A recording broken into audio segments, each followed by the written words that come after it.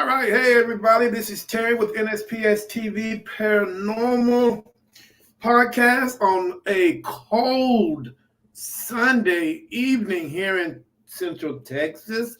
Man, I just can't get past this coldness. I don't know what's going on. If you guys don't believe in global warming, then something's going on. But tonight, I have a young lady out of Robbins, Tennessee. And this lady, man, I'm speechless because she does a lot. She is one of the first ladies I know that rides a Harley and paranormal investigate at the same time. Miranda, please introduce yourself to the world. Well, thank you so much for having me on this evening. My name is Miranda Young, and I am also known as the Ghost Biker. I travel around the country on my Harley, and I investigate some of the most haunted and historic places around the country. I highlight them on my season show, and we are rolling into season 7 right now. Wow. Okay, guys, with that, I'm going to take a quick break and we're going to come back and we're going to dive into Miranda's mind and see what she thinks about what's going on in the paranormal world. And we're also going to dive into a little bit about her show and the great town of Robin and the great state of Tennessee. So, guys, give me 1 minute and I will jump right back for a quick commercial. So hold on for a second.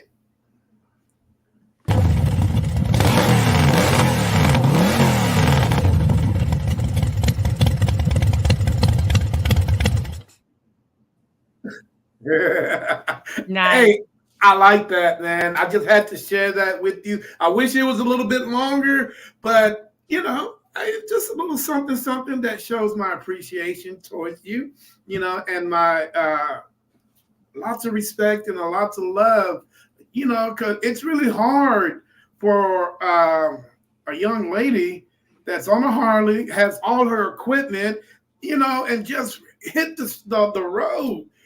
Sometimes do you even know where you're going, or you just get on your bike and you just go? Early on, that's really how a lot of this started, was by just going out, riding, finding some really cool places and highlighting those locations on my website or on my Facebook page. That's kind of how a lot of it started. Now I typically plan out, because having the equipment, filming and going out and doing that, I have to really be strategic about how I pack my stuff and the places that I'm going to and the type of equipment that I'm taking.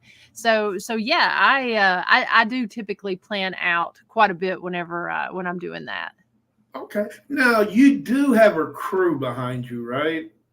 No, not usually. Now, this past season, we did do things a little bit different. I did end up going on and doing my investigations live. So I did have the people from the location as well as a videographer. I am a solo investigator. However, I do usually I'm either there by myself or there with one other person, usually a camera person if I'm there with somebody else. Okay, Yeah. interesting. So let's dive right into it. Now, when you go to these locations and you typically by yourself, man, are you packing? That's the Always. first thing people wants to know. Do you Always. have a 6-shooter, 9-shooter? What's on your hip when you're in these locations? I've always got my 38. Oh, I've got she's my old 38. school. Yeah, I love a revolver. I've always got my 38. My 38's named Eileen. And so, yep, because she anything she does in self-defense. If you catch my reference there. But yeah, no, I love a revolver. And so you never know when you're going to these places what you're gonna need. And especially being a female investigator, you never know. Yes, but one thing about female investigators, man, I think there are more female investigators than there are male investigators. I You think you're right. guys, yeah, you guys are coming out gun blazing. Man, and you know what's much love to all you female paranormal investigators that are out there in the world doing your thing, doing it the right way. Yes. Much love. And the really good thing about it is you by yourself, and guess what? If you get to argue with anybody, you get to argue with yourself.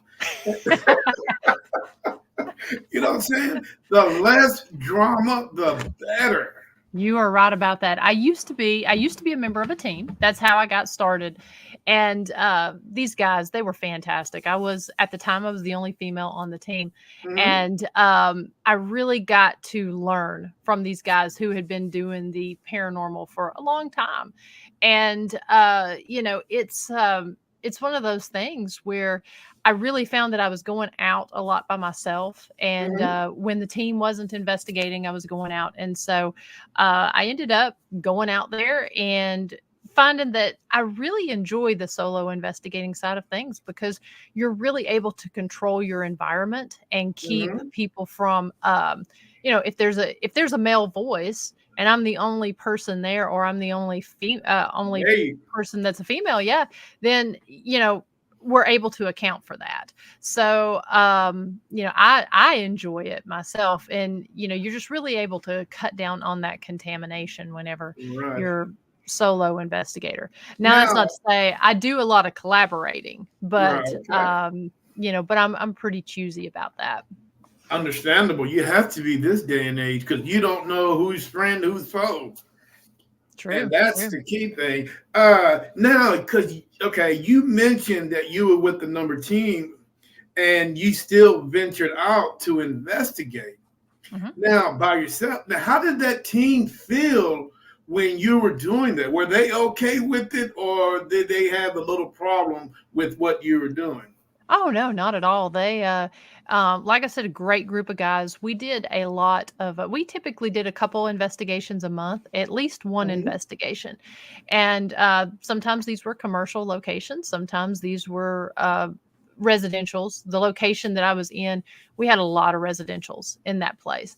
And so we did a lot of that. And I really found I was traveling a lot with work, or just on the weekends, I would be out on my motorcycle.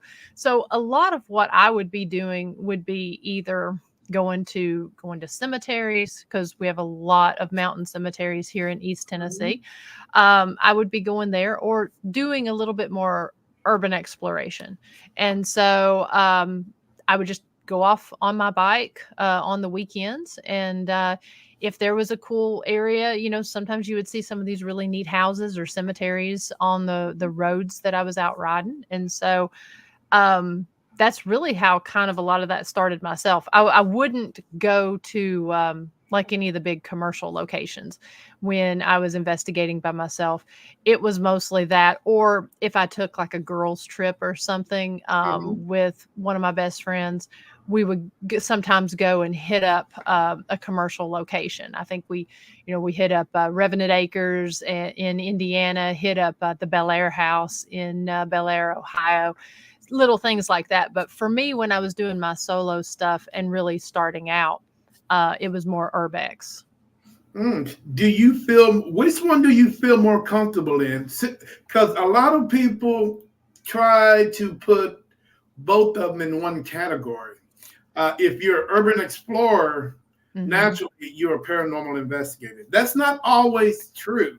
No, no, and really, that's just kind of been a recent trend over the past, I would say 6 to 7 years. That's really become more of a Mhm. trend. You tend to see more of these urbexers out doing paranormal investigating. The two can go hand in hand because Mhm. obviously old buildings with history and stuff, but just because a building's old doesn't mean it's haunted. Right. So no, I don't. They're definitely different.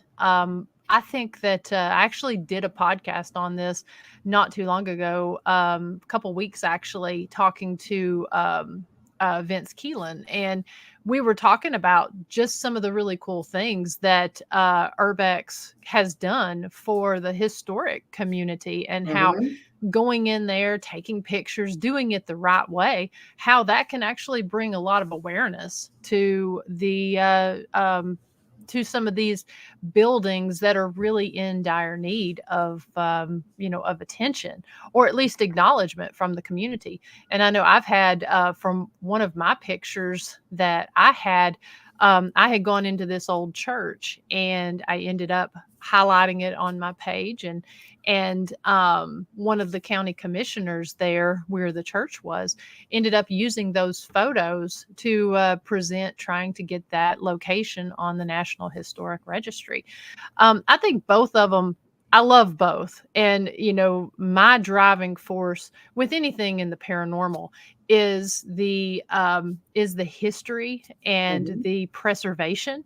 And the paranormal for me is really just the icing on the cake. And then of course I love adventure. You can't be a motorcycle rider and not Right. love adventure. But yeah, so for me, that I feel like that's one of those things that I really enjoy. I don't know that I like one more than the other, but if I can go in somewhere, that's the first thing I'm going to look for is start looking for the history and looking for the story behind why it is the way it is and how it got there. Right. Now, how do you feel about, because you mentioned it just, a couple 2 minutes ago, that some of these locations, some of these high end locations, a lot of people are having problems about these locations that are charging large amounts of money Hmm. to investigate. Hmm. And in Texas, some of these locations are a little bit consumed, if I can use that word, Hmm. consumed with boots on the floor, and it's taken the what if factor out of a certain location.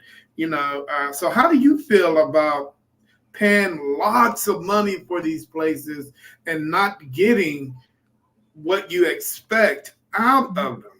Hmm. Well, I'm actually, not only am I a paranormal investigator, but I'm also a location owner. I actually co-own the museum there in the historic Scott County Jail here in Huntsville, Tennessee. And so, at that location was closed down, and Mhm. so it had been closed since 2008. They did get the town did get a tourism grant, and for $75,000, which they took into this building, did amazing work with it by painting, adding a heating and cooling system, and also adding the windows. And so it still continued to sit vacant. They got that tourism grant in 2017, and so it was vacant. And so I reached out to my business partner, who is Dr. Christy Sumner from Soul Sisters Paranormal, and reached out to her and said, "Hey, how would you feel about us approaching the town to open this as a history and true crime museum and a paranormal research center?" And so we approached the town with numbers and stuff showing the people that that paranormal investigators will come to an area, Mhm. and they love the idea. And so we've been open for 2 years. And what's interesting about this, so I think that a lot of locations have gotten out of hand with their pricing. Mhm. um, in fact, I was talking about one specific location last night with a friend of just how outrageous some of these prices have gotten. But what a lot of people don't always realize either is that it takes a lot of money to keep these locations open, and the cost that the paranormal investigators, now I'm not talking about everyone because a lot of them Mhm. are very expensive, but the average cost for a night at a location, almost, I would say, in a lot of places, 100% of that money just goes to paying the monthly bills. I know for us, that goes for our rent to the town. It goes for the heating and cooling bill, the cleaning, and then just the general upkeep at the location. And unless we get a certain number of paranormal investigations each month, we won't make our bills. That's where our money comes in.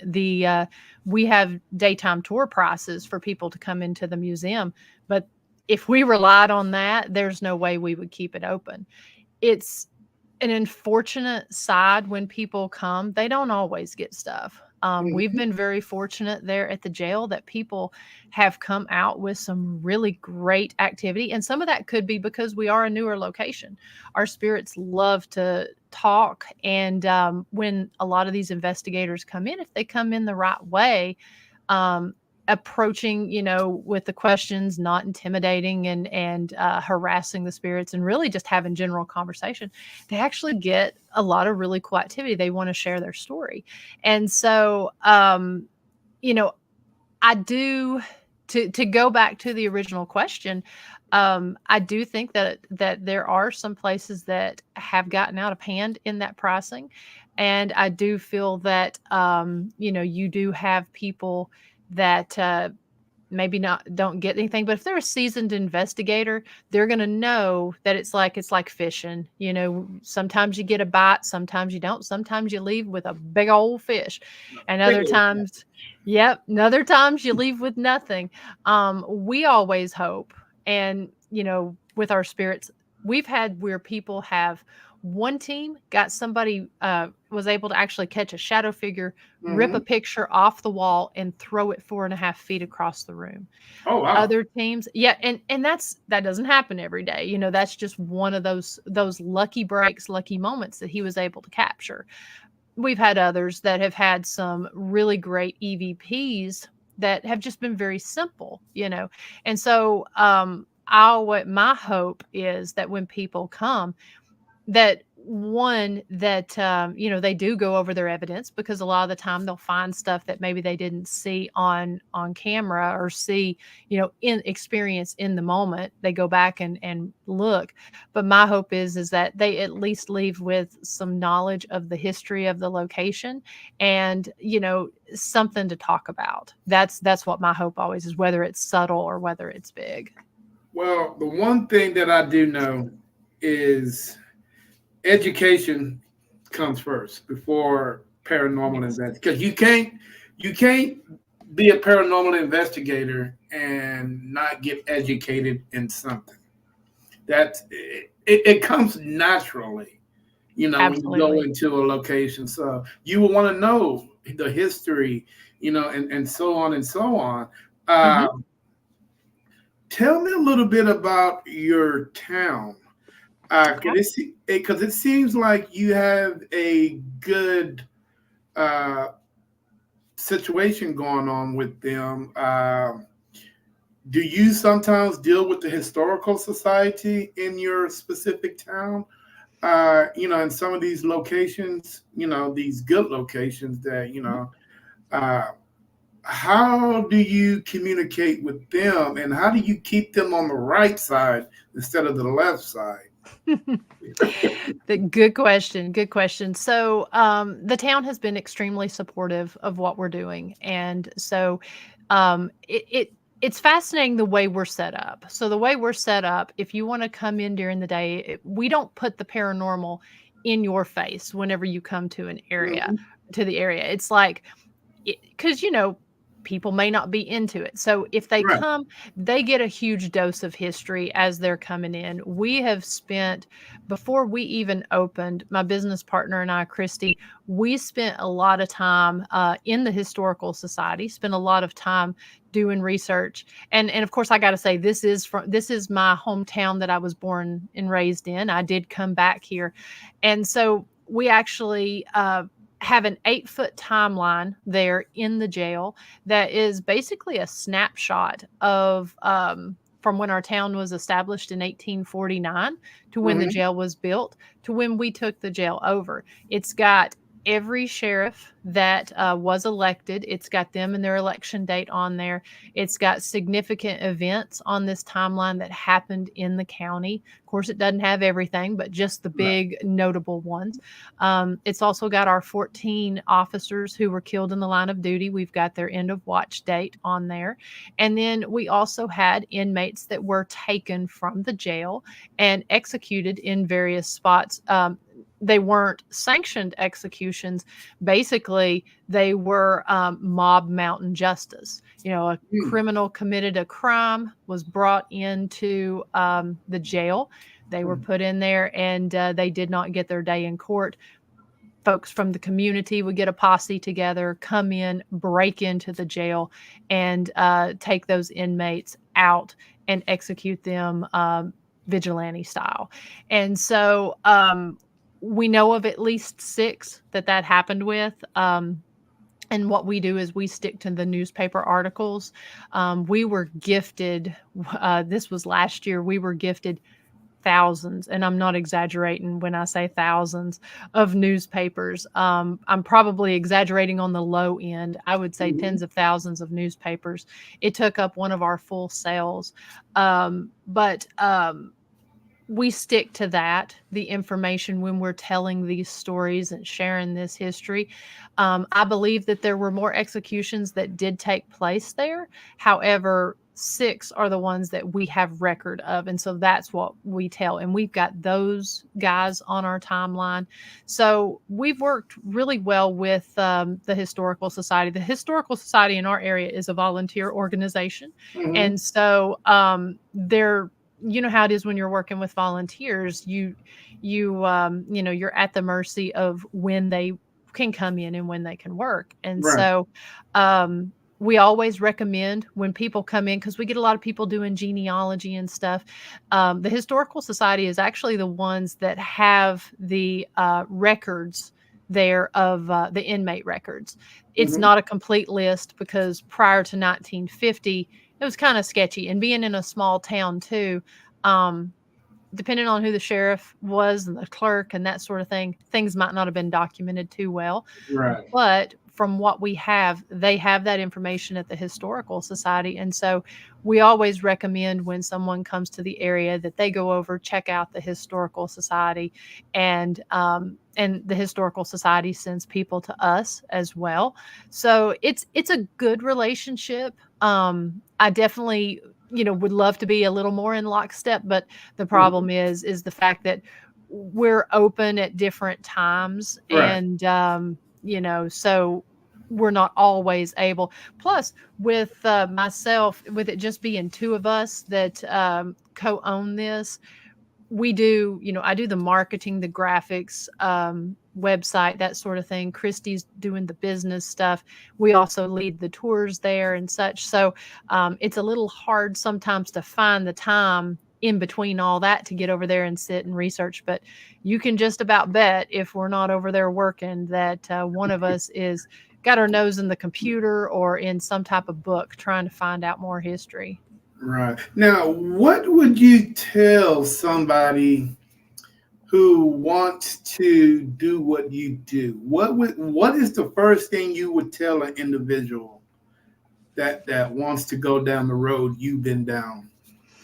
Well, for me, it's been kind of an interesting journey. I didn't really think that I would be where I'm at today. So basically, I'm a creative person. I'm also an artist and illustrator, and I draw a lot of the historic locations that I visit. And my background is in marketing and graphic design. And so I spent 21 years working down in the Chattanooga, Tennessee, and Cleveland, Tennessee area as a marketing executive, Hmm. and had a pretty successful career at it over the years. Worked for some major companies, and loved what I did. But I got to tell you, I absolutely hated working corporate America after Corporate so long. America. Yes. And so I worked in corporate America for 21 years, and in 2020 I ended up deciding to move back home. And that's when we started the idea of opening this. Well, I've been doing paranormal investigating for right about 12 years now, and that was just something that was really a hobby that I was doing with the team. Hmm. Um, and really the reason I was approached to even be on a team was my background in photography. this job that I was at there in Chattanooga, the guy who worked in HR, he was the one that had the paranormal team that I joined. He reached out to me and he said, "Hey, can you look at some of these photos and basically help us maybe debunk what's going on?" And so I ended up doing that, loved it, and I'd always been interested in the paranormal and the Mhm. history and stuff. And so he invited me to go on an investigation, went on the investigation, really enjoyed it, and from that point on was part of the team. And so I was with the team for about 8 years. And then of course, like I said at the top of the show, I was kind of investigating by myself and stuff. And so after all of that and deciding to go out on my own, I branded Ghost Biker Explorations. And so I did my logo, decided how I wanted to put my show out, really put a lot of thought into it before ended up going off doing my own thing. Mhm. And while I was doing Ghost Biker, that's where I met my business partner, Dr. Christy Sumner, and we both had that same passion for the history and the paranormal. And so I never really would have thought that I would have gone from being a marketing executive with this unique hobby of investigating and motorcycle riding, but really being able to combine my love of history, my love of the paranormal, and my love of motorcycle riding, and just on a whim reach out to the town about opening this location. And so I still continue with the marketing, but I'm doing it freelance. I'm not doing it for corporate, but opening a museum in the pandemic was kind of a risky choice, but I mean, it worked out, and we've just recently expanded. We've got another location that we partner with. We don't own that location or anything. We just do their after dark stuff. We do their investigations and their tours. But it's really been a dream come true. And honestly, my advice to anyone that wants to go down that route is honestly just do it. It can kind of be a scary and intimidating thing, and it can look like something that maybe doesn't feel like it's attainable or like Mhm. unrealistic. But be creative about it. Really sit there, look, plan it out, and if you're interested in it, do it. You don't be afraid, and just keep an open mind because you really never know where that road is going to take you. Right. Uh, let's talk a little bit about what you think about is going on in the paranormal world. Hmm. Can you give me a couple answers on what you think? Uh, you believe there's something on the other side, correct? Oh, absolutely, Okay. absolutely, 99.9%. You believe that? 100%. Now, what religion are you? Were you Christian, Baptist? Yes, I'm Christian, and I was raised in the Southern Baptist faith, and grew up in church all my life. And Mhm. my dad, he was a, deacon in the church, Sunday school teacher, and treasurer there in the church. I even at one time when I was in actually I say one time, but from like pretty much all of my college years. I even taught a Sunday school class. Not a lot of people know that, but Wow. I taught a children's Sunday school class. And so faith is something, and religion is something that's always been important to me. It's always been a big part of my life.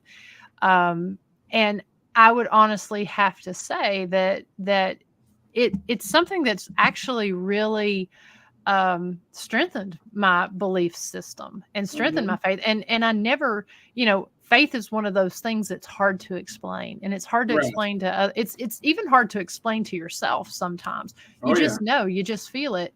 And I never really thought that my faith could be stronger than it is. But it's been a very good learning experience, because here in the paranormal, you come into contact with so many people and so many varieties of beliefs. And it's really helped me to expand that.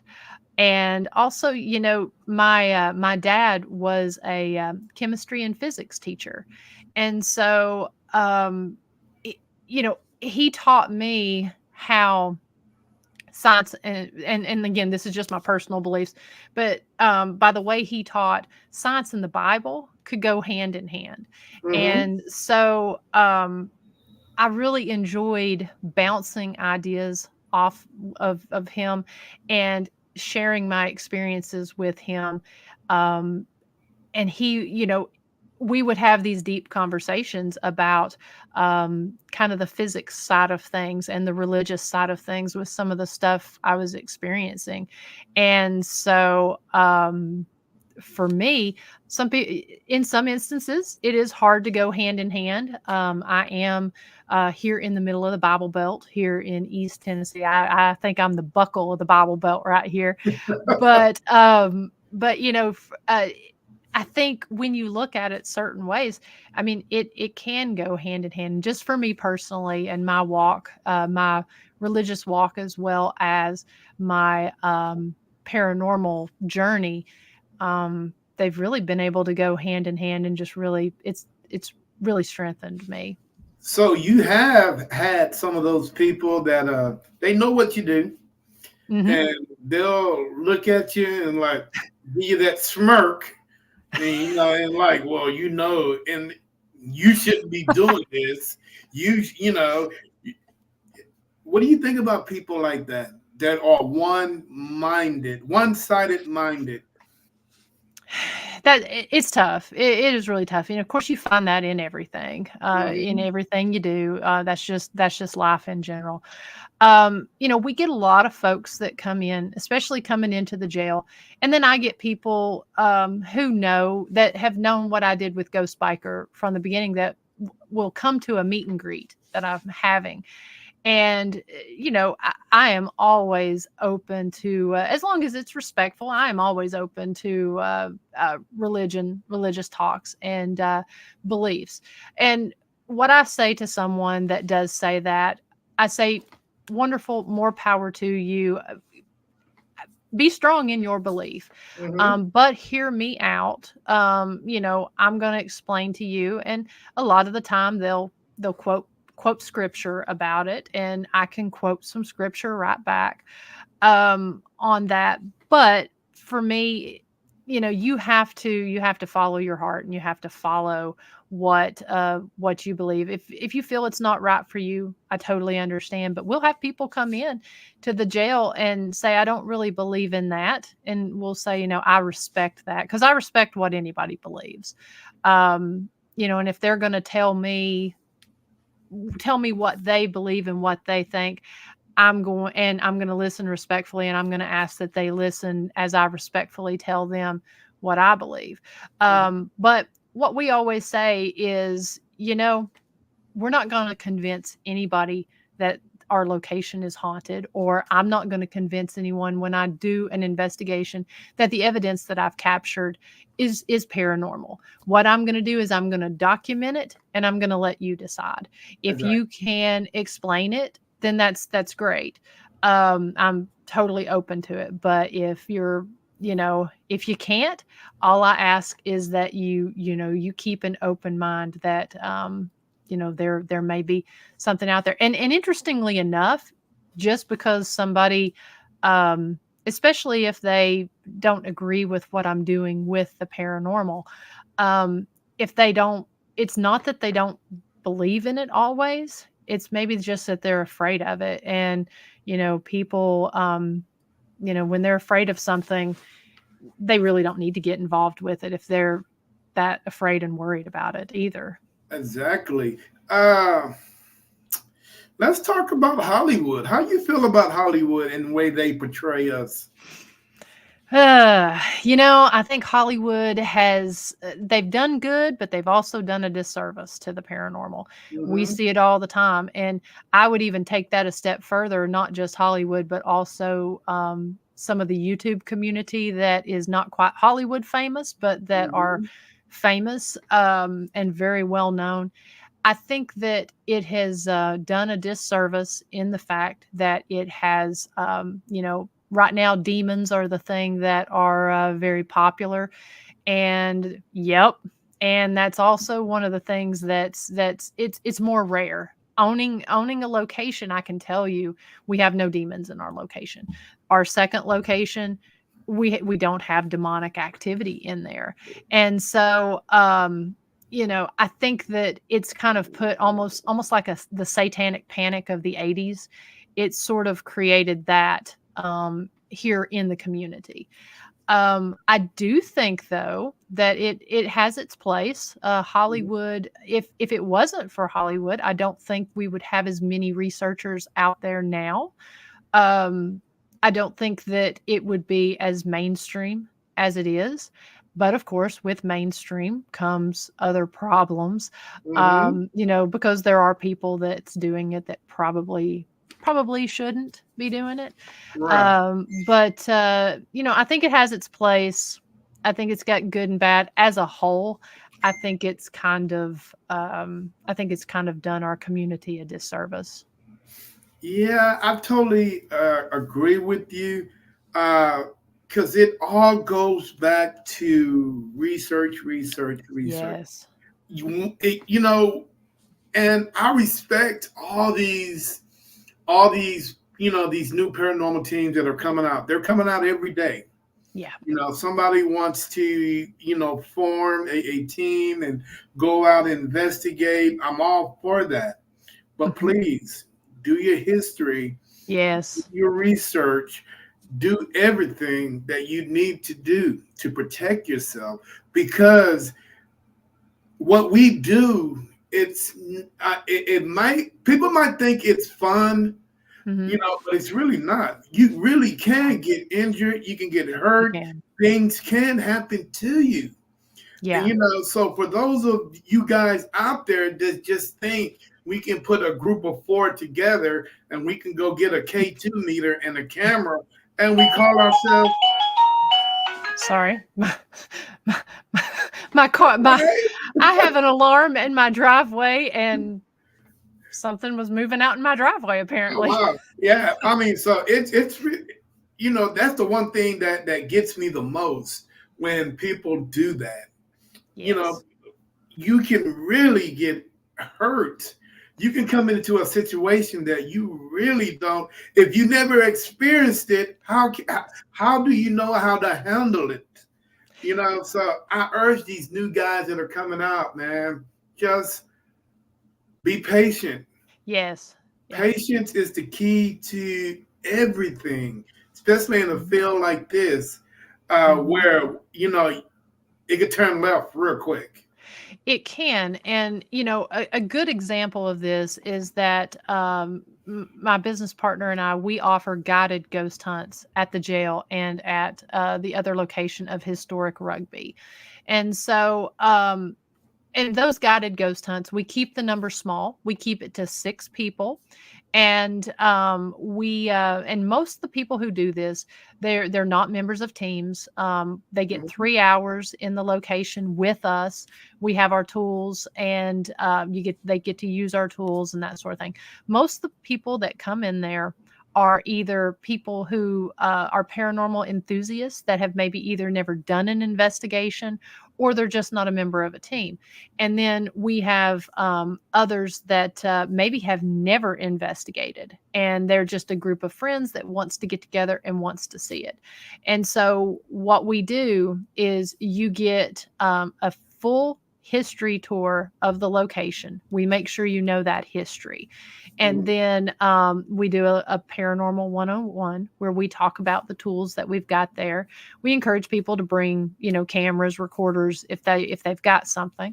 But basically, we take you out there and try to show you how we do it and show you some best practices. And it's never been more evident of the damage that TV and Hollywood has done as to somebody that sits and watches a lot of paranormal television, and then they go on one of these investigations. It almost becomes an education process of how, not just how it's done, but, you know, people don't always realize, again, with the fishing analogy, that you're going to spend a lot of time sitting there casting your line out. And we might spend that full 3 hours and nothing happen. Um, but we're going to take you through. It's your investigation. We're just there to help and guide. And sometimes people don't realize you're going to be sitting in a room talking to yourself. I can't tell you how many people won't ask questions. Right. They'll go on the investigation and they'll sit there and you'll start asking questions and they won't ask questions. They just want to sit there and watch and observe. And it's like, no, this is your investigation. Right. Give ask some questions and let's have some fun with this. But let's learn how to do this. So it's very evident at times. And so we've actually had a lot of people who have come and done multiple guided ghost hunts with us and have either gone on to form a team or gone on to do more investigations. And I love seeing that because, there's nothing like, I can remember that first EVP I heard. I can remember that first disembodied voice or that first experience and getting bit by the bug and really wanting to learn. And I think we should be learning every time we're doing this stuff. And if we say we know it all, then we're in bad shape. But we need to come forward and because you can learn every time and learn from a lot of people in this. Yeah, it's nonstop. Okay, Yeah. let me ask you a question. How do you feel? Because something's going on between the paranormal community because a lot of people that run the ghost tours are interacting with paranormal investigators. And some of this is not good. I've heard stories of, paranormal teams and ghost tours colliding with each other over certain locations. It's really becoming a situation that I think that needs to be handled by God knows who, on how we can be able to coexist with each other and still be able to and respect the locations, because at a ghost tour, you giving tours. A paranormal investigator, you investigating that location. Okay, so nobody between the two entities really own that locations that I'm aware of, but yet there's always seems to be friction between the two. Why do you think that is? That's a good question. From where I'm at, we've not had that problem. I'm not aware of any of the locations and ghost tours having that issue, at least in my region. But I'm sure in some areas it's a pretty big problem. I mean, I really just think a lot of people, first and foremost, it's about the location. And it's about the history of that location. It's about the spirits that are inside that location. It's, you and I can go somewhere and I can go one night investigating the same amount of time in a location, get something completely different than what you get. Sometimes the stuff kind of correlates and coordinates together. I know we use on because we offer different kinds of tours there. We offer investigations. We also offer lantern tours and history tours there. And we use a lot of what our investigators capture. We tell them, it's like, hey, send it in, because if we can't debunk it, we're going to share that when we're on our tours. And so we always, when a team is there, say at the jail, we will we highlight that team, highlight those content creators, because people who follow the jails page, they like following these teams that are there. So we highlight, and being a content creator myself, I know a lot goes into that, a lot of time, a lot of effort, a lot of work. So we highlight that. And if somebody sends us evidence and we're talking back and forth with them and everything, we try to validate what they've got, ask them permission if we can show that. And so when we're doing our ghost tours, we do one part history, the other part paranormal, and we will show video, audio, and photo evidence that these teams have captured in these specific spots Mm-hmm. and highlight the team that captured that. So I think people just need to learn to get along and need to learn that it's not about them. It's about the location and about the history and the spirits in that location. I think Right. a lot of people just don't, you know, you see a lot of infighting within the community and stuff. And I think that a lot of the big problem is if we focused on our research and focused on what we were doing instead of what somebody else was doing, I think we would be a lot further in our research and a lot further in our content Mm-hmm. creation than worrying about the others. But it really is a big problem. It's a big problem. Now, Yeah, do you think a location can be over investigated? You I know, do. because I'm being honest with you. Mhm. From the way that these teams out here in the world, the way that they investigate, the way that they try to communicate with the certain entities at a certain location, I'm honest with you. Yeah. I would not give a hoot if somebody is trying to communicate with me and they come with me with a bad attitude, or they come at me with the same thing that the investigator came at me with me 2 hours ago. Yeah. That is, I don't understand it. Do you know how many words there are in the dictionary that we can use to change up?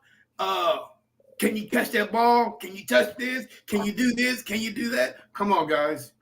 Let's think logically here, man. If you were a spirit and if somebody came at you like something like that, would you communicate with them? I will walk the other way. I will walk the other way. I would not touch that damn ball, that cat ball, or whatever that these guys are having. Dude, I'm tired of seeing the same equipment. I'm tired of these people Mhm. talking the same way. Yeah. Some of them are respectful, but Yeah. some of them, same thing, same thing. They're using the same words that people Mhm. on Ghost Adventures use and all these other TV shows that are out there. And that's why I think Hollywood is a big problem, Yeah. when it comes to us. Uh, you know, guys, there's a way that we need to communicate. Talk to these guys like the way you want to be talked. If the roles were reversed, you know what I'm saying? But as far as technology wise, Mhm. guys, we have to think out of the box Yeah. when we're investigating or we presenting a certain paranormal device, whether it's a REM pod, K2, a cat ball, a EVP recorder that lights up. We got to think out the box because these spirits they're curious. They want Yeah. to know what these things are. You Mhm. know what I'm saying? But if you come at them a certain way, they're not going to put up with it. They're going to walk the other way. I know I would. Mhm. We see that all the time at the locations. It's an interesting spot to be in because we have people every week that come in and spend the night there at the jail and investigate. And talking to them, watching them, forming relationships with some of these teams. Some of them we never hear anything else from. Some of them we become, friends with and such. And it's interesting to see the techniques and stuff because being in there every day, you really are conducting some research and you really are kind of studying human behavior on this. Mm-hmm. Um, Having done this, for over 10 years now, I do feel as though places can absolutely become over investigated. That's where I think the outside of the box thinking comes in and helps with that. Because you do. I mean, and then I think people bring stuff in with them that unintentionally, and that alters the activity. I mean, activity changes over time, but I do believe Mhm. that places do become overly investigated. And so it is about respect. That's first and foremost. If I'm going into somebody's home, I'm not going to go in and first thing start, drilling them with questions, especially invasive questions like, who's here, give me your name, how'd you die, that sort of thing. When I walk into somebody's house, I'm not going to do that to the living. So I'm not going to do that to the dead as well. I'm going to come in Mhm. with a respectful approach. Most of the time, when I go in somewhere, I try to take a gift because that's what I would do for a living person. I would take you a bottle of wine or bring you Oh, I'll take it. something. There you go. There you go. I'm coming over. And that's how I treat the if there's a child spirit there, I take them a toy. And if they want to interact with me, I leave that toy. I don't take something and then, with the impression that, I'm going to use this as a trigger item. Mhm. I take them a gift and it tends to work. And I also tend to just have normal everyday conversation. And that's when I get some of my best evidence, is when I'm just having a conversation. Um, I do think that, spirits, and you see it with people, like, again, with the analogy, you and I may go into a location and somebody may sit there and just communicate like crazy with you and I get nothing. Now, it doesn't mean the location's not haunted. It may just mean that we're not vibrating at the same level, me and the spirit that I'm trying to talk to, or they don't want to talk to me for whatever reason, or maybe they're in a bad mood at that moment. Exactly. um, there's a lot of reasons, and that's where a one and done type investigation doesn't really tell you a lot. That's Mhm. where investigating, going back multiple times if you can, or if we're investigating that night, go back to that room later that night, because there may be some reason that at that time you're not getting activity. It could be your approach, or it could be just, the timing. So I think that the spirits, I think they're like us. I think that, there's people you like interacting with better than others, and it could be their approach, it could be whatever they're giving off. And I think that it's the same way with the spirits. Right. Miranda, what is the two words that you hate hearing? You're a paranormal investigator. I hear it all the time. What are the two words that you hate hearing when you're out there in the world? Oh, well, the number one is demons. That's the number one thing for me. Because people think, because of the way TV and the way a lot of the YouTubers have portrayed it, is that if I'm a paranormal investigator, I'm out there conjuring or talking to demons. Um, I absolutely hate that. That And chicken crossed the road is a demon. That chicken, yeah, it flew from one side of the road to the other side, and it's a demon, Mhm. man. We got to go exercise that chicken. I'm like, what Uh-huh. the hell, man? You know, but what really gets me is I hear it every day on social media, and it irritates the hell out of me. Most haunted. Yeah. How do you freaking know? Oh, we got the most haunted. Hey, Texas, big state. There's hotels in every freaking town that could be haunted. There's no way that somebody's been to every hotel in the state of Texas or any other state. So how can somebody turn around and say, "Oh, this is the most haunted hotel in Tennessee or in Texas"? I just want to go. How in the hell do you know, dude? Please tell me. You hear two knocks in that hotel and it's the most haunted for you. But what about the hotel down the street? That could be. Nobody knows. It's all that perspective. People, yeah, you hear that all the time. And having gone to some of the most haunted places, or the most reputed haunted places like Waverly Hills, Lizzie Borden, the Estes Park there, the Stanley Hotel.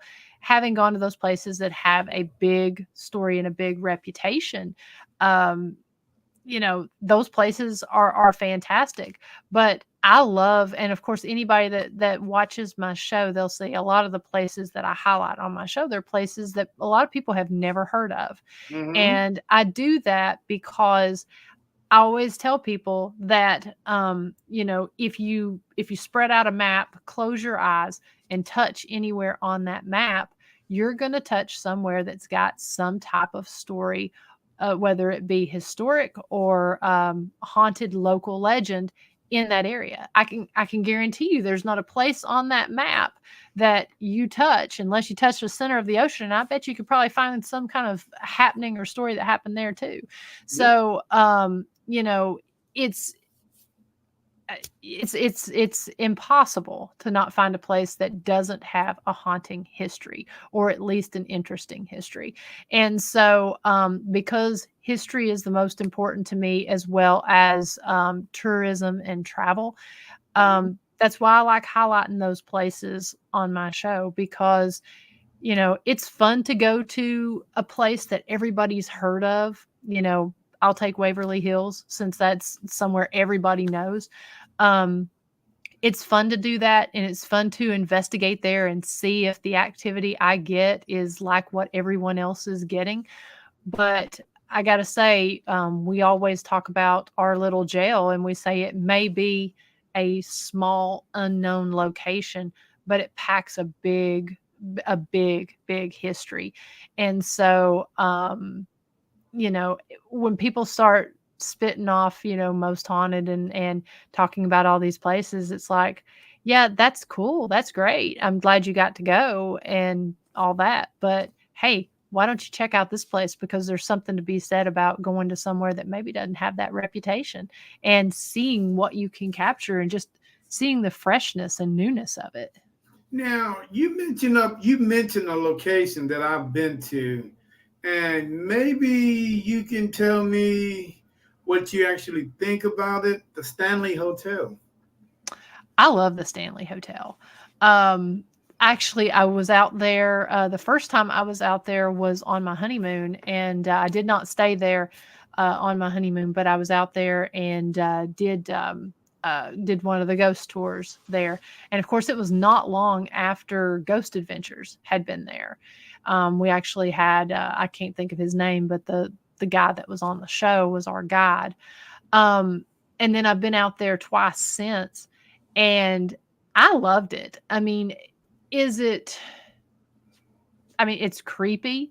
Um, I didn't have anything overly crazy happen. Hmm. It's just it's a big hotel with an interesting history, and I think that Stephen King writing inside of the hotel, and I think that kind of lends to the Hmm. story about how haunted it is. I absolutely think it's haunted, but as far as anything more than anywhere else I've ever been, I've gotten more at other locations.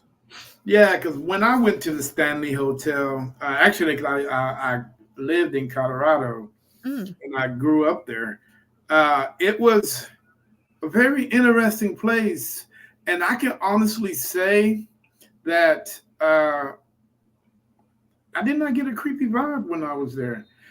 And when I talked to people and I asked people about that, some of the locals, and I asked them, well, why do you think people think this place is haunted?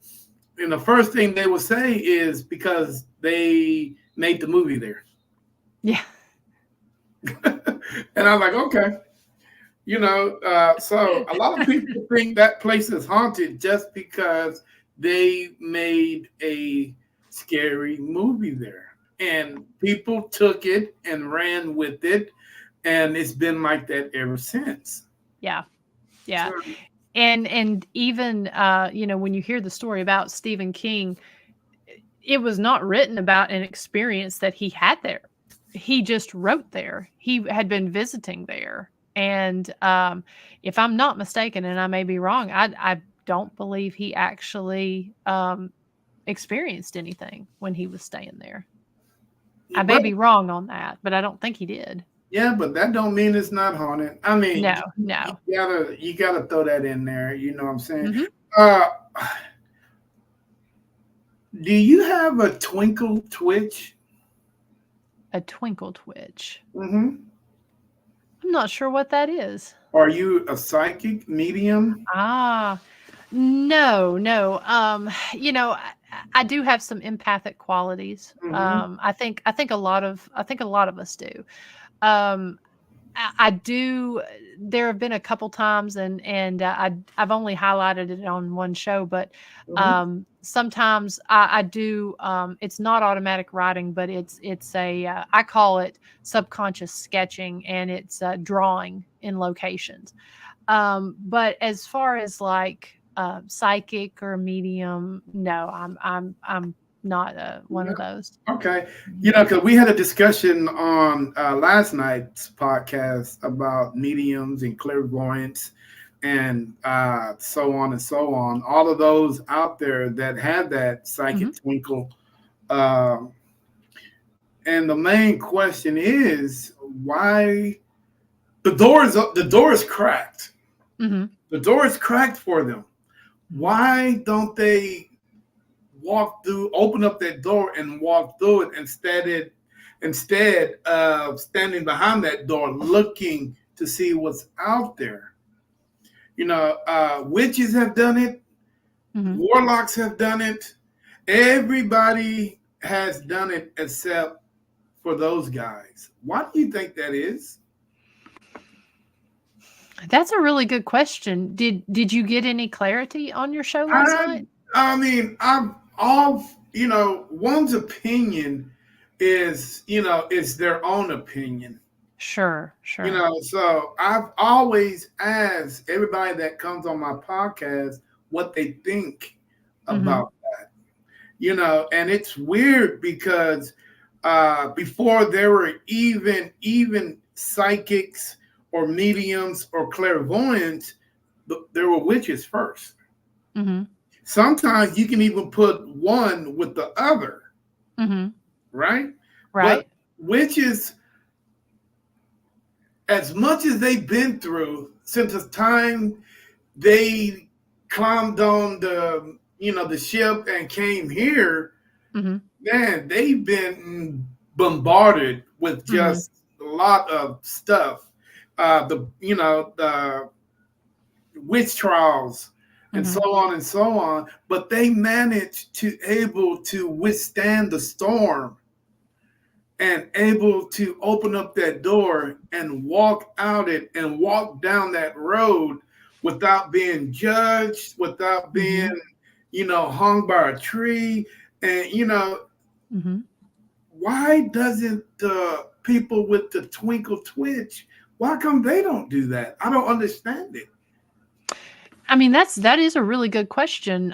In this area, because we do have, and some of that does tend to go hand in hand when you start talking about like mountain magic and that sort of thing. Sometimes there is a little bit of a psychic or a medium ability that comes with that. Mountain witch or what have you here, especially here in the mountains of Appalachia. Um, I don't know because it's something that's not really. I've talked to a lot of people who are psychics, and the interesting thing that a lot of those psychics or mediums say is, and I'm just talking about in this area here in Mhm. Appalachia, a lot of them will say that so they might be my generation, Mhm. in their early to mid 40s. And basically, it's like I experienced these things as a kid. I suppressed it because I didn't get really any support from my parents. And that, you know, my grandmother was able to do this, or, and she talked to me about it, that sort of thing. I hear that a lot in this area, but that it's something that maybe is not brought out until they're older um, because it wasn't as accepted.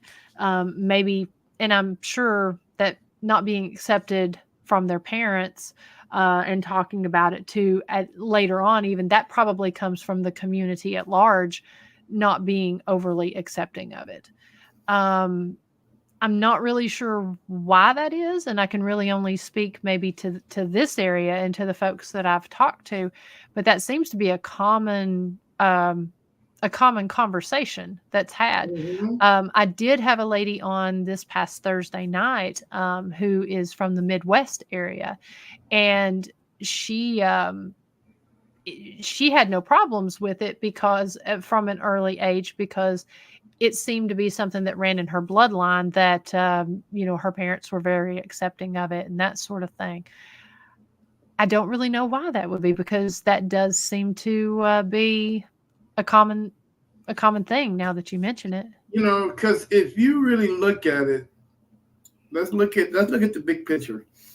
Uh, if every member or medium clairvoyant is, do you know how much they can help the world as a whole if they choose to do so? Because some of these people have, man, extraordinary gifts. Mm-hmm. They, I mean, it's out there, and I think these gifts are given to help each other, Mm-hmm. and fill each other out, and but it is so hard when I talk to one on the podcast, you know, why is that you guys don't want to be accepted into the community, but it, I don't know. I mean, it's one of those Arsenio Hall things, Mm-hmm. Mm-hmm. that just makes you wonder, you know. It it really does. And maybe it's, I don't know, for some maybe it's more of a private thing that they only do sometimes. I don't know. That is a really good question. And maybe it's been looked at for so long as kind of a fringe wooey kind of thing, because when you do look at it and you do talk to people, there are, and you're looking into the paranormal, a lot of the time there's a divide between the paranormal investigators and then the metaphysical side of things. Hmm. And you see the ones that are kind of out and about with it, on that side. I mean, a lot of those are the ones that have they have the shows, they do the readings, they are out and about. But when you look at it, there are a whole lot more that's maybe just not, not there. And it's kind of like, yeah, kind of like what Irene says there in the comments. If you don't fit that mold, you're not as accepted in the field. And people do tend to, when they talk about a psychic or a medium, and I want to take that a step broader and say someone with spiritual gifts. I just think that they're so individual and so unique. It is kind of hard to you know, put that into a category. And some people, rather than explaining themselves and stuff, would rather just not even cross that line. Hmm. Yeah, okay, good answer. Do you believe in deja vu? I do. I've experienced that on occasion. Not as much as I used to. I used to felt like I always used to experience it more, but yeah, I do. Hmm. Uh, would you consider that paranormal or just your mind playing tricks on you? I think anything's possible.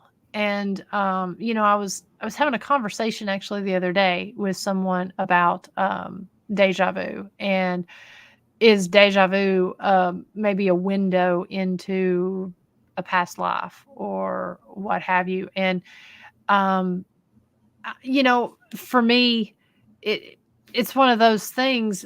I don't know how to really explain that, because from the Christian perspective, um, are past lives real? You know what I mean? And so what is it you're experiencing? I think anything is possible. I'm not quite sure what deja vu is, but there's a reason I think that you get that glimpse or get that memory, if you will. Or you think, because when I think about deja vu, I always have to do that double take. Like I Hmm. saw that, Hmm. like the best way I can explain it, if you ever seen The Matrix, is when Neo did it deja vu, and he's like, "Did you see that cat?" And nobody saw that cat, or he saw that cat twice, but he said it was a bump in the Matrix, Hmm. and I'm like, because I do that all the time. I mean, I look and I have to do a double take. I'm like, man, cause it's a rarity that somebody does deja vu back to back to back to back to back. Yeah. And sometimes I see myself, especially when I'm on an investigation, I'm like, oh, what the heck? Hmm. Doing that double taking.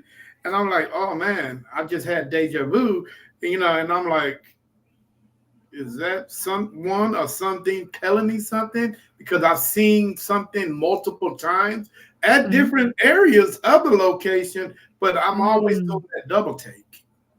So you've had it happen when you're on investigations. Yeah. Okay. I've only ever had that happen twice on investigations. And I think anything that is, what the definition of, sorry, something. I think there's a ghost out in my driveway setting my, like I said, I live on a farm that was built in 1902, or a house that was built in 1902. So it is untelling and there's no neighbors. So I don't know what that is outside walking around. Well, is the wind blowing? Is it windy? Well, we're getting over a storm, a snowstorm out there. So it's not been snowing or anything, but it who knows? It could be snow falling off of one of the trees, setting it off. Man, I bet It's you that. supposed Oh, it's I bet you supposed to that. alert me when someone's driving up the driveway. I don't know, man. Um, That'll kind of creep me out when I'm sleeping. I hear that crap. Oh, you want to talk about that? Nothing gets me up quicker to look out than that. And when I That, hear one of my cats start to hack something up, those will get me out of bed. Both of those things will get me out mm, quicker than anything. yeah, that is Um, crazy. but the what I was going to say is the definition of paranormal is basically something that's not normal. Hmm. So I believe it could definitely, absolutely be paranormal. Is it supernatural? I'm not sure, but I definitely think it could be paranormal. Okay. Now, do you believe in urban legends? I enjoy them. I want to believe in urban legends. That's a lot of what, I like to talk about on my show. And we talk about a lot of the urban legends when we're giving our tours. We give those, talk about those here, these Appalachian urban legends. Um, I want to believe in them. I don't know that I always do, but I try to keep an open mind. Would you investigate them? Yes. Yes. Hmm. Okay. Hmm. So even though it sounds far fetched, you will still go into it with an open mind. Yeah, absolutely. I would definitely go in with an open mind. Around here we've got the Vanderpool lights, which are lights that's seen from this cemetery. Um, yeah, I mean, I would definitely go and that, yeah, that's one of my favorite things just to see. Now, sometimes urban legends are a little bit harder to investigate, especially if you're investigating more cryptid based or something of that nature. But Mhm. yeah, absolutely. Now, And that's question. interesting. I was looking at the Yeah. Do you have a Irene. guest home? Well, no, I don't. I think what Irene is saying is she's saying my home. She's saying your guest's home. Yeah, it's very possible. This was my grandparents' farmhouse. I moved back here This past year, remodeled the Mhm. farmhouse, got moved in this year, and it's you know a big farm, and it's been in the family for generations. So it's very possible, Irene. How many acres is it sitting on? Just a little over 50. Wow, Yeah. man, I'm on my way. Come on. Yeah, I am on my way. What do you do with 50 acres of land? Well, it used to be a farm, and like I said, I just moved back here. So we opened the jail 2 years ago, and I was commuting back and forth before I sold my house, and so I remodeled this house, and so right now I'm just caretaking the property. But oh yeah, I would love to. My grandpa had cattle and chickens here. I would Mm, love to do that. Right now, I think there's about 30. It's a little over 30 something acres that is usable pasture, and the rest of it's mountains and woods. oh, So yeah, so right now the pastures and stuff. I've got a guy that if he keeps it cut, he can have the hay out of it. hey, man, I Hay want to field. do some hunting out there. A lot of people want to. There are deer, and that's something that will set that alarm off is deer. It is nothing for me to wake up in the middle of the night and there be like 8 to 10 deer, family of deer in the field there by the bedroom. That is very common, and some big deer, and they're friendly too. Do you feed them? I have, I just recently started doing that. Yeah. Oh, wow, interesting. Uh Well, huh. you don't want to you don't want to hurt Bambi, especially if he's getting used to you. You know what I'm saying? So you might as well just let him be. Uh, a little thing about Irene. I don't know if you seen that comment that she just put out there. I would believe that. Thank you, Irene. Yeah, I would absolutely believe that. Yeah, Mm. this was actually he grew up. This was his home place where he grew up. Oh, wow. Mhm. I definitely would believe that. That sounds like my grandpa. He was very proud of his farm, and very proud of and I mean, in essence, that's the reason we still had the house and everything, was because my family. A lot of I come from a very close knit family, and Mhm.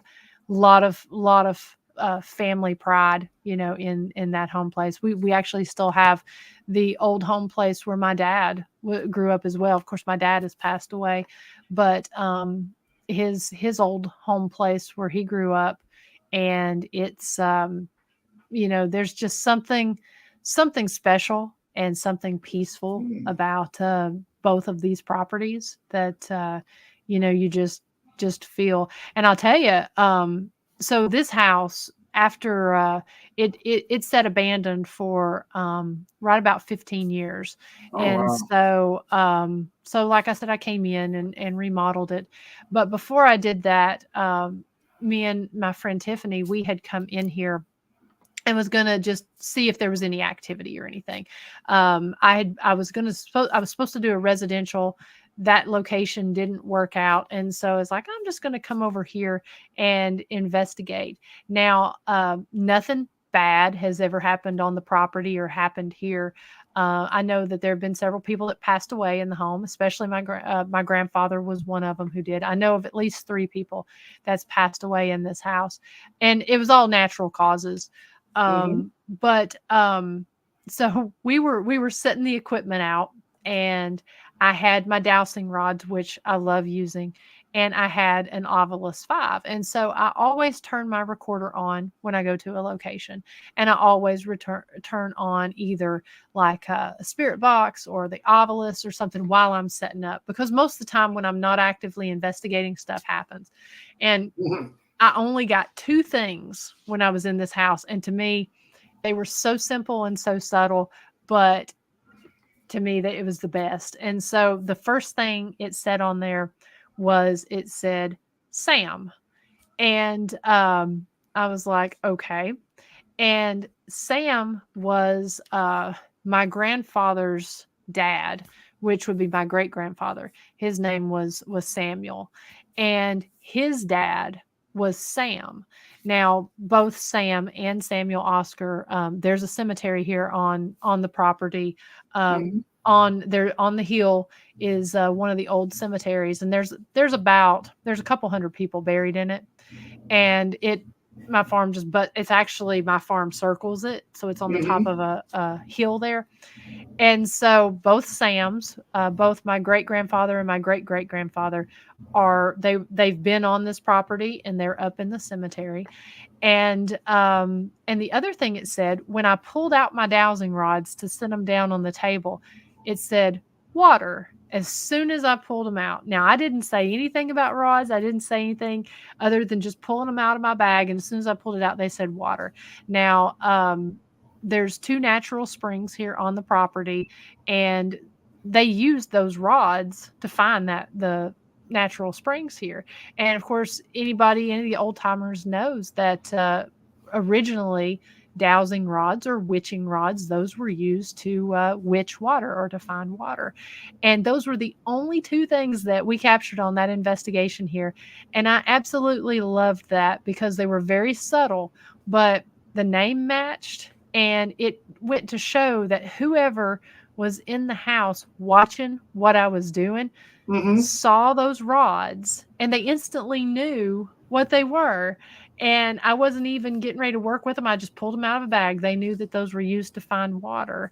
And I was so happy with those captures, because it was very intelligent and aware.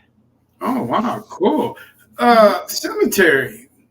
Is that your family cemetery, or is it?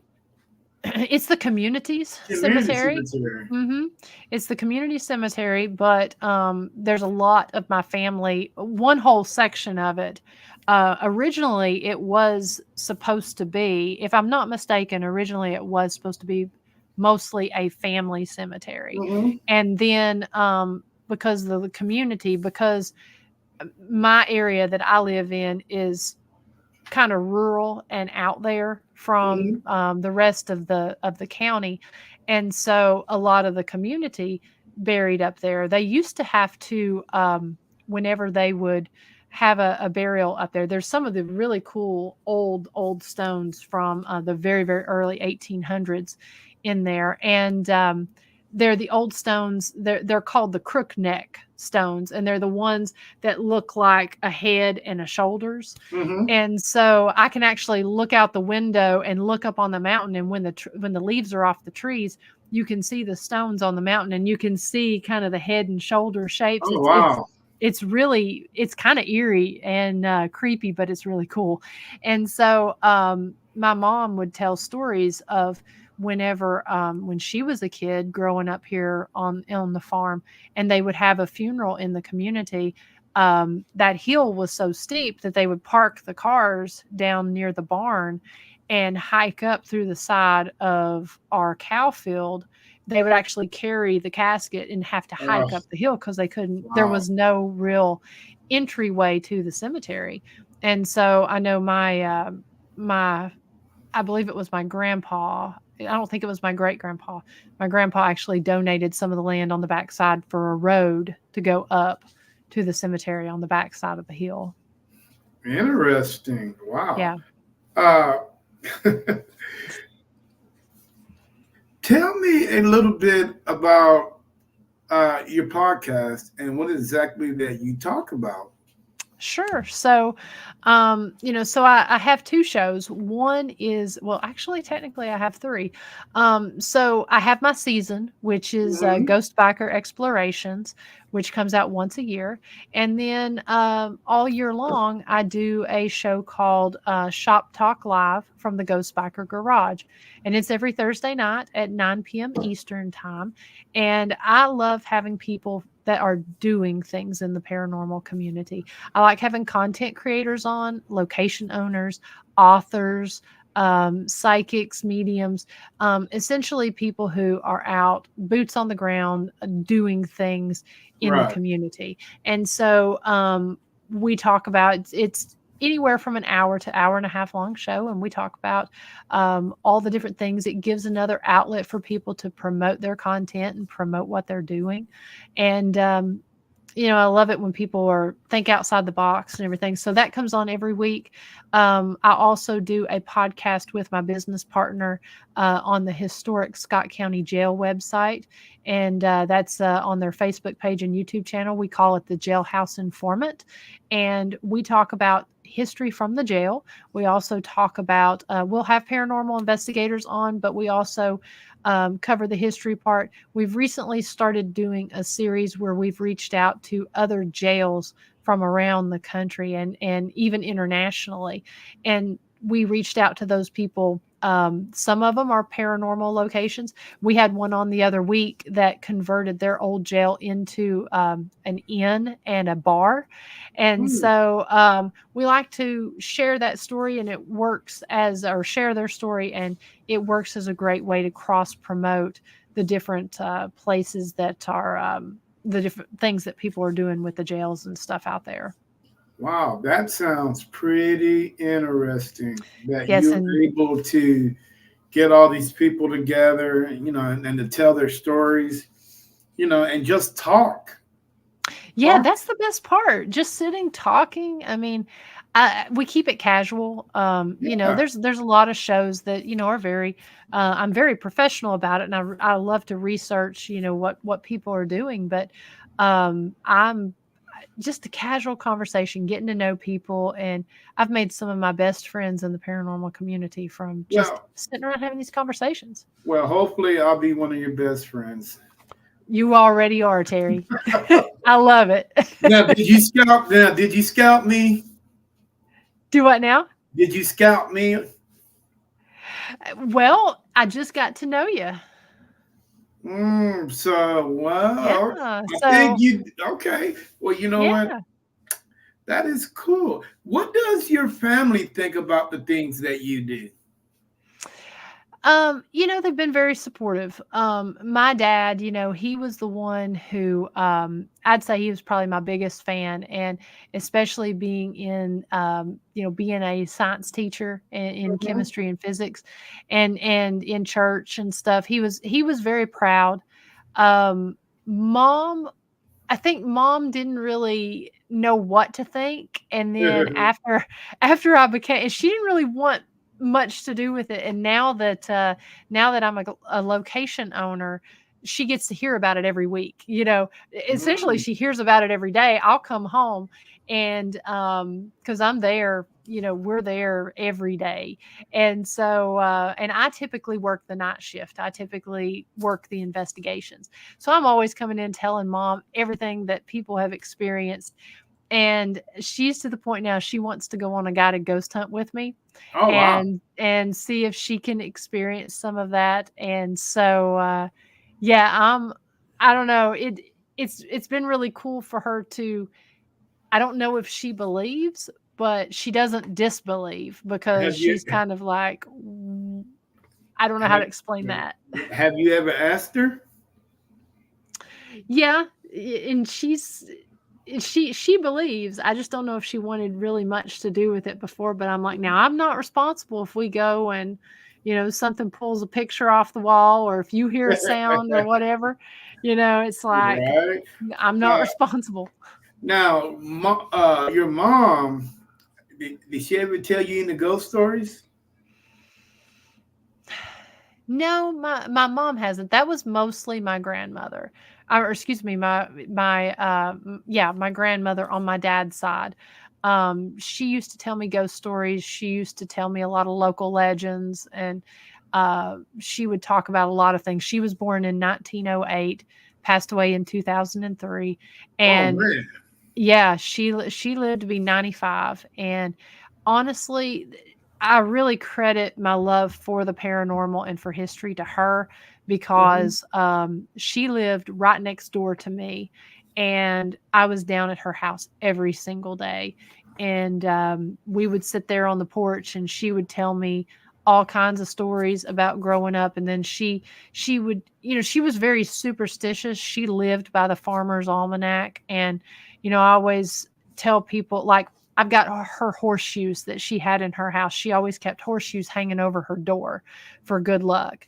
And, I've got her horseshoes hanging up over all my doors.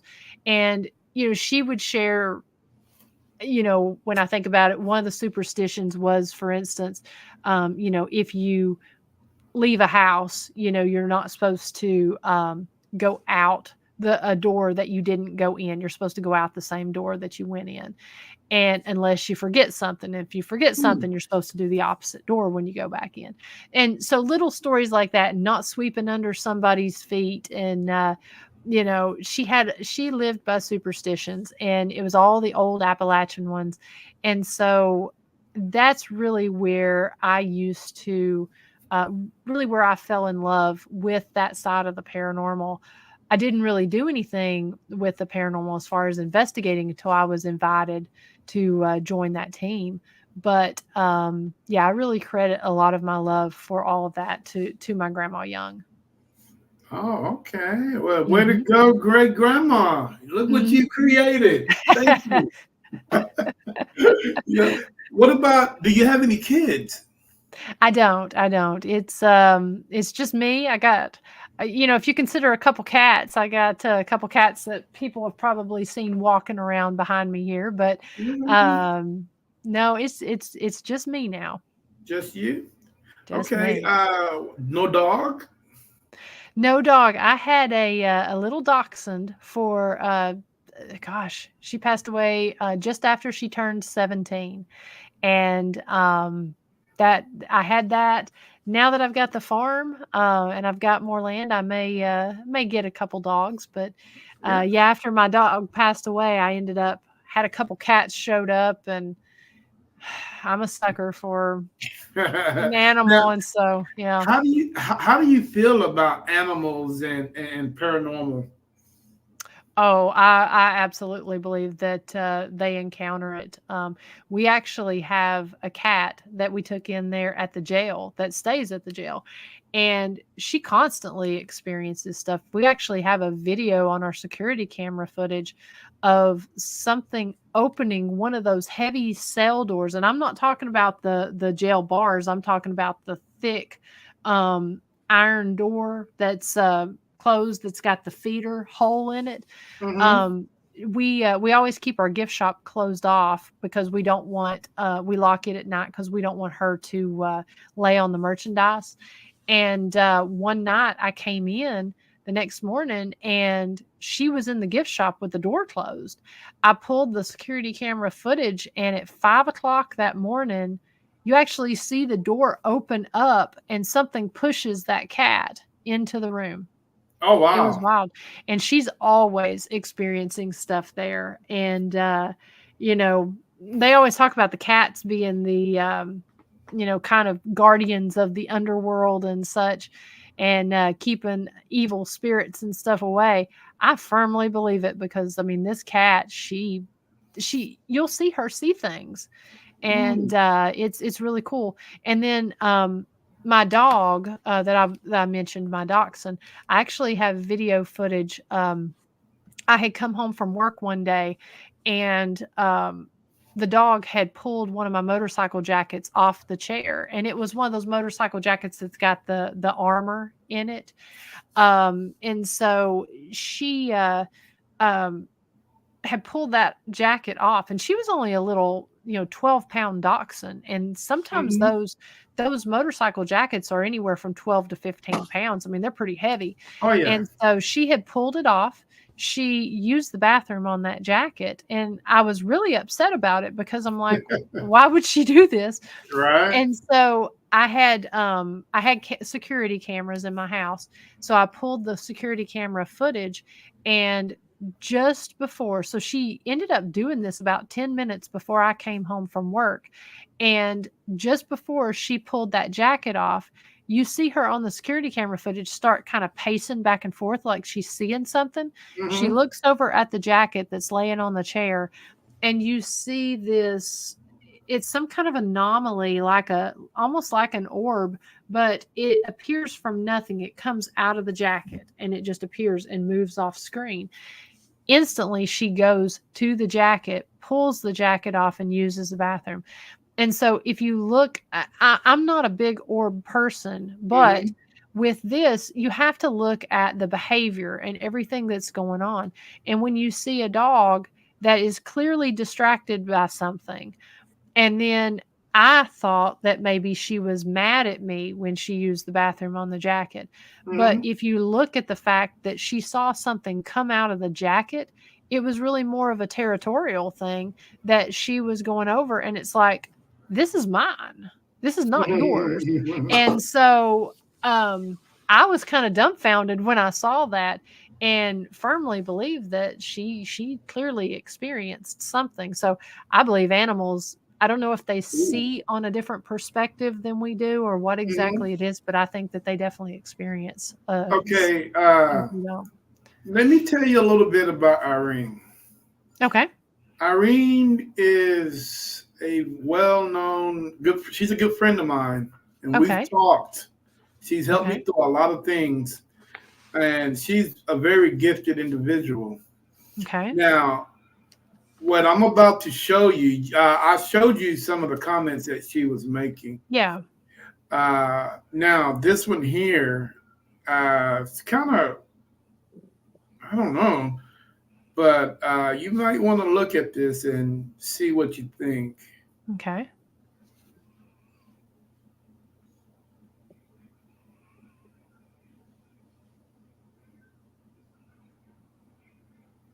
Okay.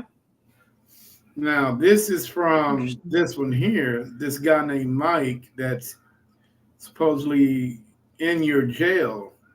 Okay. So have you ever heard the name Mike? I am not sure on Mike, but that wouldn't surprise me because, you know, with a jail that's we've had, in operation for that long, for 120 years, Hmm. I'm sure there were several mics that went through there. I'm trying to rack my brain. I have not captured anything with a mic, and I'm not, off the top of my head, I'm not thinking, but um I need to look because I'm trying to think if there's been investigators. I want to say there's been some investigators that have captured Mike, but I will definitely look into that, Irene. Thank you. Interesting. I think Irene would be a good candidate for your show Mm-hmm. because she's well. I mean, she's good at what she does. It sounds like it. So you might want to consider her having on the show. That'd be Okay. very interesting. Yeah, I would definitely like to get Irene's information. Yeah. Irene, at the end of the show, if you want to grab her information, that'd be great. I'll hook you up. All right. Tell the world how to get a hold of you if they want to sit down and talk, or just do whatever do your thing. They want to come on your show and just hang out with you. Tell them how Okay. to do that. Absolutely. So, the best place to find me is on the Ghost Biker Explorations Facebook page, or the Ghost Biker Explorations YouTube channel. You can go on to that page. You can binge watch all 6 seasons of Ghost Biker Explorations and see some of the really cool places that I've traveled to on my motorcycle and highlighted on the show.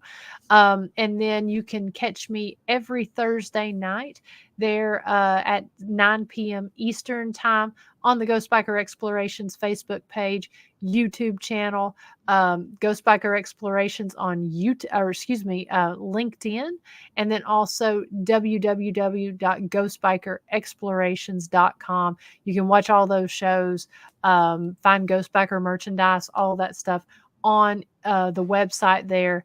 But I'm active every week and would definitely love to have you all join me in the chat room there whenever we've got guests on, because we've got a great group of folks that watch every week, and also like to have some of you as a guest on my show.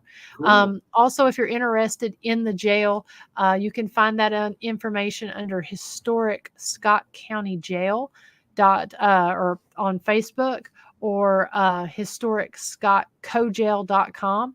That's the website. We've got everything where you can book a paranormal investigation, book a flashlight tour, a guided ghost hunt, or even do our escape room. We have an escape room set up in there. And then we do a podcast from there on Thursday nights at 7 p.m. Eastern Time, where we and that one's called the Jailhouse Informant. So if you just Google Historic Scott County Jail, you'll find a lot of information there. Wow. That is a lot. I don't see how you remember all that. You must have been doing it, saying that repeatedly. A lot. I mean, you say it, what, 3 times a week, maybe? Yeah. Yeah. Oh, dude, so it gets embedded in there, and it's just like clockwork. You know what? It's crazy. Now, you said merch, right? You got merch? I do. I've got Ghost Biker hoodies, T-shirts, stickers. I also have my drawings on the page there. Like I said, I do draw the different locations that I visit. I am behind on some of them that I've highlighted. I've got a list of a couple commission drawings and stuff that I'm working on, but those drawings are on there as well. And then when I go and do different events, I've got a lot of Ghost Biker merchandise from there. So yeah, you can, if you go to the merchandise tab at ghostbikerexplorations.com, you can find the merchandise that I've got. Well, how much for the bike? For the bike, So if you give me that bike, that means you got to buy another one. I know, right? It gives me an excuse. Give you my bike, and it's like, okay, I've got to. But don't get me wrong. I'll come get it. I love it. I would definitely come get it. Somebody knows you, and they said hi. Hey. There's a gentleman out there that's a part of my team. He said he met you. Oh, really? His name is Justin Curtis. Did I meet him at the Las Cruces Paracon by chance? I have no clue. He mentioned it. He's a part of the team, and he's like, "Oh, I met her." Really? That name sounds familiar. And then after I asked the question, he jumps off the group chat. I don't know. He must have been doing a video game or something. But yeah, he's definitely interested. He's man, she's a very interesting young lady. Well, thank you. You know, so, but yeah, man. For some reason, I'm thinking, I don't know. For some reason, I was thinking it was Las Cruces where I met him, but I can't remember if that was where, or if it was over here in the East. I can't remember. Actually, he's from Florida. Oh, he's from Florida? It might have been from that area, but he's in Texas now. That's right. Yes, and Marianne, I was on Reaper's podcast, and we have a location there in Morgan County. I'm technically the county to the east of there, Scott County, But yeah, found out after talking to Marianne that we were basically neighbors. Yeah, Coalville is like it's about 40 minutes from me. Oh, that's a hop, skip, and a jump. You good. Absolutely, That's, absolutely. hey, Marianne, how you doing? Me and Marianne, we're friends. We go way back. We did a couple Yep. investigations together, and we actually hung out. You know, we had some fun at the Powerhouse in Mineola, Texas. A very historic place that that you can go check out. I think Penny Paranormal runs that facility. I'm not Okay. quite sure if they still do or not, but it's definitely an interesting house. Okay, well, you know what? It's been an hour and 44 minutes, and I only got two questions left, and I'm gonna let you get out of here because I know you got better things to do than talk to little old me. Oh no. Yeah, you do. You got yes, you do. All right. Tennessee is a very historic state. Hmm. Now, is any of those old slave plantation homes around there, are they still available? There's more of those in Middle Tennessee. So Mm-hmm. the way Tennessee's split here is by east, middle, and west, and so I'm pretty sure that there are a couple. I know that there's most of the plantation homes are there in Middle Tennessee around the Nashville area. Mm-hmm. So they would be from me around 2.5 hours. Um, I know there's some in North Georgia as well, but yeah, you can visit several of those and investigate several of those in Middle Tennessee. So yeah, there's definitely Mm. some. Uh, are the people friendly there? I mean, when I mean friendly, the historical society, are they willing and able to let you investigate such a historic location like that? Some some are some really don't really want their tour guides and stuff talking about the paranormal if someone asks. Mm-hmm. Um it depends on the location. There are a few that, and I know I have a couple friends. One of my favorite ones that, and it's actually in southern Kentucky, is Octagon Hall. It's about an hour north of of Nashville, and they've got the one of the slave houses, I believe, and the slave's kitchen, and then the cemetery there on the property. And that place is wild because it's a lot of really interesting activity. The house is shaped like an octagon. I actually highlighted that in season. Um, what season am I in now? So it was season 4 of Ghost Biker Explorations. I highlighted Octagon Hall there.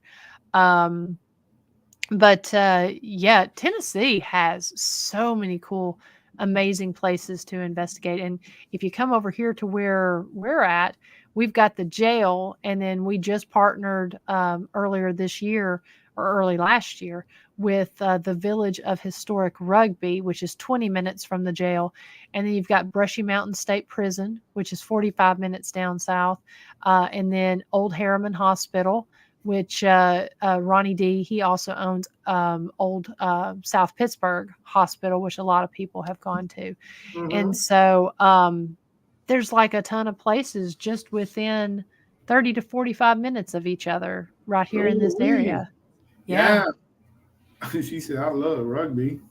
Yeah, rugby's great, and you wanna talk about a place that's not overly investigated. We just started really offering investigations there, and, that place is off the chain with activity. I highlighted it on a live, during season 6, and people get some really great activity there, and it's a full village. You get to investigate, 5 properties with inside this village, and again, it's just 20 miles from the jail.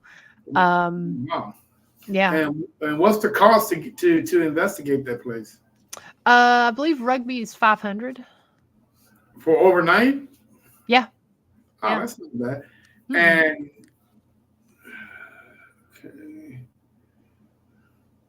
Yeah, I mean, Harriman Hospital is definitely a active location.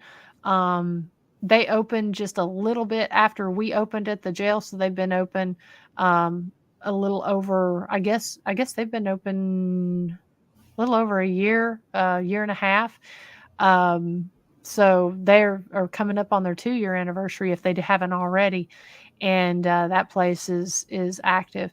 And to answer your question, Marianne, she says, "Did you get snowed in up there?" I did get snowed in, especially, talking about the farm here. I've been snowed in since last Sunday.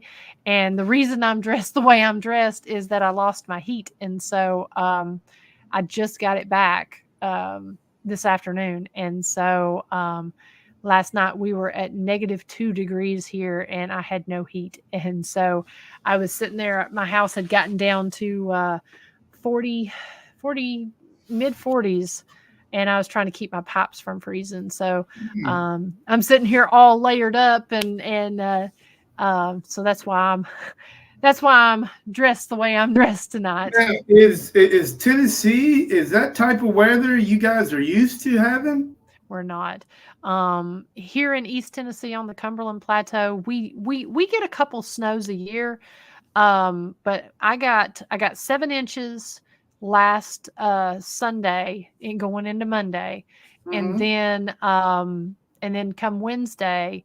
And see, to get here to my farm, I mean, you've got to go down the mountain, and it's a back road, so it doesn't get treated. And then on Wednesday we had another front come through that dropped ice and another 3 inches of rain, or excuse me, 3 inches of snow. And so we've not been over freezing, so nothing's melted. And then just for whatever reason, I guess because it is an old system, my heat went out, and they thought they'd fixed it. The guy showed up. What is today? Today's Sunday. He showed up on Friday to fix it, on Saturday morning. Showed up on Saturday morning to fix it, and thought he had fixed it. Came back twice. It did not fix that day. And he had to struggle to get in here to me because it was so icy.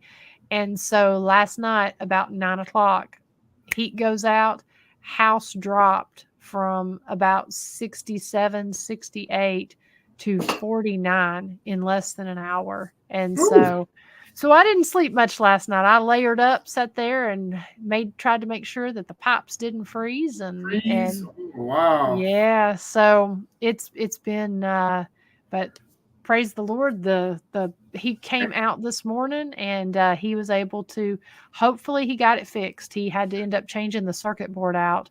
So I didn't have to get a new unit, and it's so far it's working. So I'm crossing my fingers because this is the Yeah. third time in a day that he's been out here.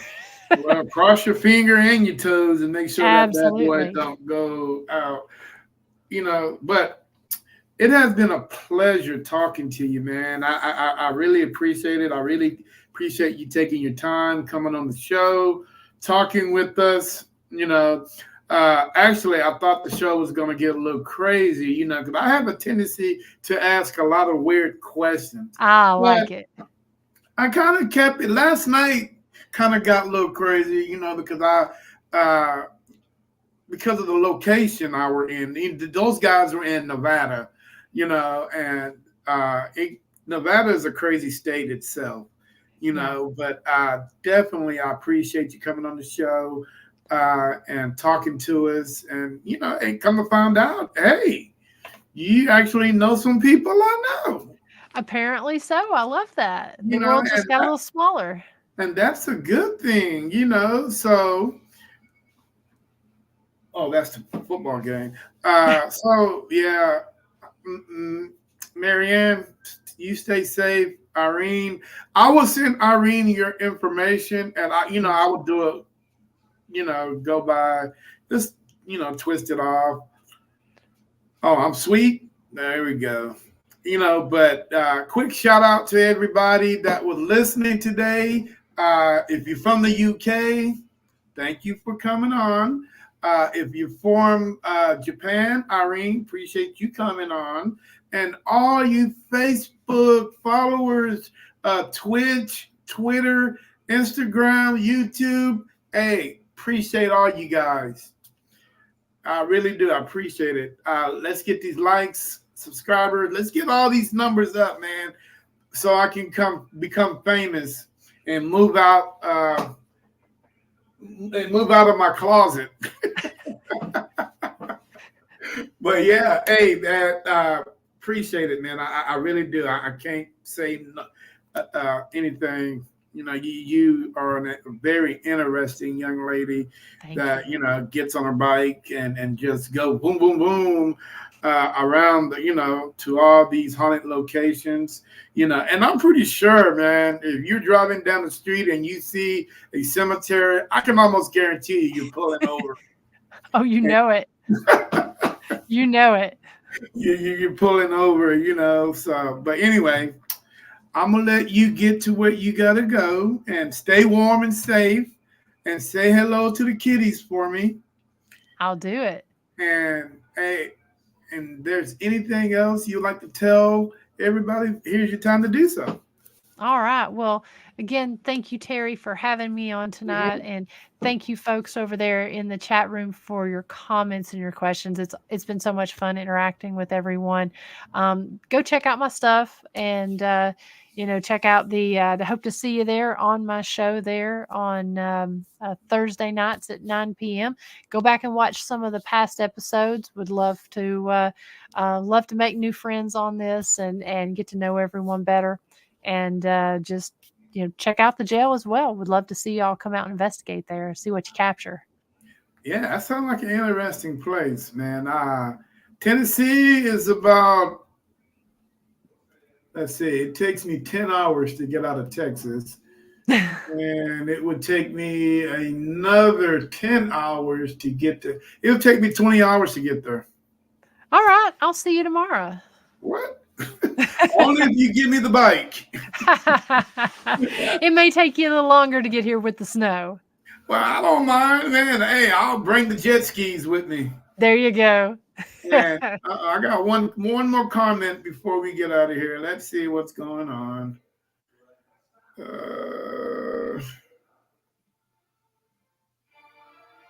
Oh, Irene said just fly there.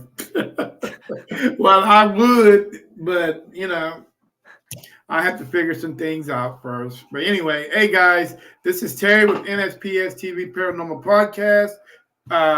In the Lion's Den, or what's left over, because I'm moving. But I will have a new Lion's Den set up before next week, and we'll get to do a podcast from the new Lion's Den. But in the meantime, you have yourself a safe and warm evening. And the rest of you guys, speaking of the devil, Mr. Curtis, how you doing, Mr. Curtis? Before we get out of here, didn't you tell me that you met this young lady somewhere? If you have, please comment where you met her in the comments before we get out of here. So she's curious because she's met so many interesting people. The name sounds familiar to me, but I'm trying to remember. Because I remember Clan, they said he met you once. I'm like, oh man, that. And you know what? And I tried to get him on the podcast, but I think he's camera shy. He's got a very big head. That's not going to make him want to come on at all. Well, and cameras have a tendency to make things bigger than what they are. So his head would probably be about that big. All right, guys. Well, apparently he's not. But if he contacts me back, I will shoot it to you on your messenger. Oh, see, there go the insults. I don't have a big head. You do. But yeah, this is how it all starts. One thing leads to another. And then it's just downhill from there. Yep. Irene, if you're going grocery shopping today, make sure you get my milk and cookies, please. I gotta have milk and cookies. Oh, one more thing before we gotta go. Zingers. Oh, You got to get your zingers. The next time we're on the podcast, if I invite you back or we come on, or if I come on yours, yes, I'll have some zingers. And now, don't get me, please. guys. I am not, zingers do not pay me for this, but I love zingers so much. So the next time, everybody just hold up a zinger and we all gonna eat it at the same time. That's how that works. I And like them. do you like milk too? I do. I like milk okay. Well, hey, man, zingers and milk. We're good. Hey, we got ourselves a podcast right here.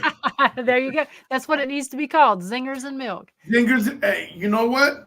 You got yourself a date. There Zingers you go. and milk. Let's do it. All right. Hey, you had yourself a good one, like the third time. All right, guys. This is it for sure. Terry with NSPS TV getting out of here, man. Peace. Bye. Bye, everyone.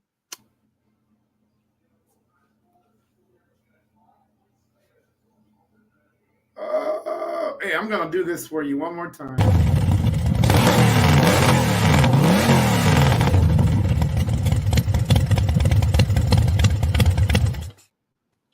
Love it. My bike sounds good, don't it? It does. It does. All right. Have a good one. Bye. Bye, Bye. everyone.